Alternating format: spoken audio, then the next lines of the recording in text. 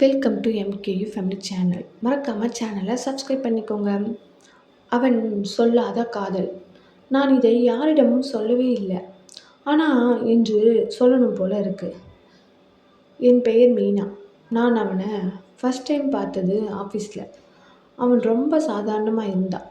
ஆனால் அவன் பேசுகிற விதம் என்னை மெதுவாக அவன் பக்கம் இழுத்துச்சு. முதல் நாள் அவன் என்ன கேட்டான்னு தெரியுமா? லஞ்சு சாப்பிட்டீங்களான்னு. அது ஒரு சாதாரண கொஸ்டின் தான். ஆனால் அந்த நாள் எனக்கு அது ஒரு கவனம் மாதிரி இருந்தது.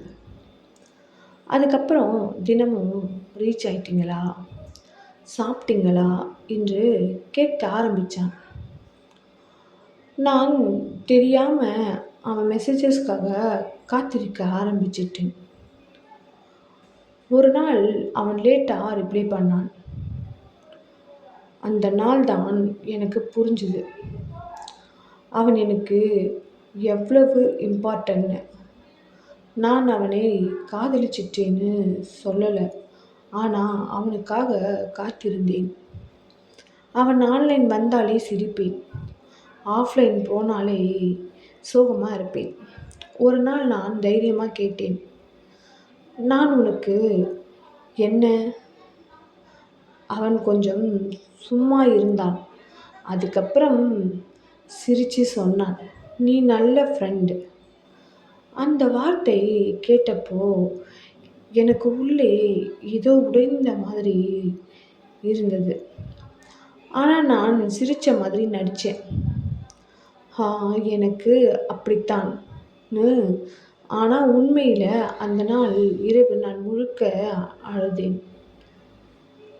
அதுக்கப்புறம் அவன் அதே மாதிரி தான் இருந்தான். Care, messages, attention. ஆனால் இப்போ நான் மாறிட்டேன். அவன் ஒரு மெசேஜ் அனுப்பினாலே நான் 100 அர்த்தம் தேடுவேன். ஒரு நாள் அவன் சொன்னான், எனக்கு மேரேஜ் ஃபிக்ஸ் ஆயிடுச்சு. அந்த ஒரு செகண்ட் என் மூச்சே நின்ற மாதிரி இருந்தது. கங்க்ராட்ஸ்னு சொன்னேன். அவன் சொன்னான், நீ கல்யாணத்துக்கு வரணும். நான் சிரித்தேன். ஆனால் அந்த சிரிப்புக்குள்ள என்னளவு வலி இருந்தது அவனுக்கே தெரியாது. அந்த நாள் தான் எனக்கு புரிஞ்சது, அவன் என்னை ஏமாத்தலை. அவன் ஒருபோதும் என்னை காதலிக்கவே இல்லை. இப்போ நான் சரியா இருக்கேன். அவனை மறந்துட்டேன்னு சொல்ல முடியாது. ஆனால் அவனால் நான் உடைந்தே போகவில்லை. இன்னும் சில நேரம் அவன் சாப்பிட்டீங்களான்னு கேட்ட மெசேஜை நினைச்சு சிரிப்பேன். அதுக்கப்புறம் அந்த சிரிப்பு கண்ணீராக மாறும். கடைசி வரிகள், அவன் எனக்கு காதல் சொல்லவே இல்லை. ஆனால் நான் அவனிடம் காதல் கேட்காம விட்டது தான் என்னுடைய தவறு. நன்றி. மீண்டும் சந்திப்போம்.